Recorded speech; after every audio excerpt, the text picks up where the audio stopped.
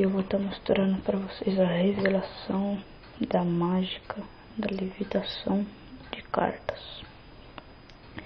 Se você ainda não viu a mágica, não veja este vídeo, dê pause e vai para a mágica, porque senão seria chato você já saber fazer ela antes de saber o que é ela. Eu tô deixando o link dela aqui embaixo na descrição. Bom, galera, para você levitar a carta, eu não sei se vocês já perceberam, mas aqui atrás, ó, a minha visão era essa.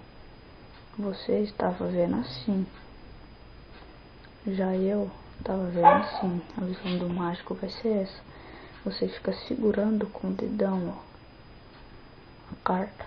Aí você começa a mexer. Aí vai dar a impressão que tá levitando ela, ó.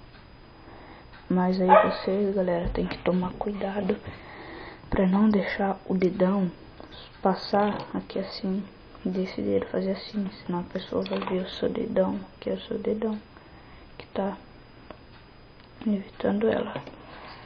Essa foi a revelação da levitação de carta.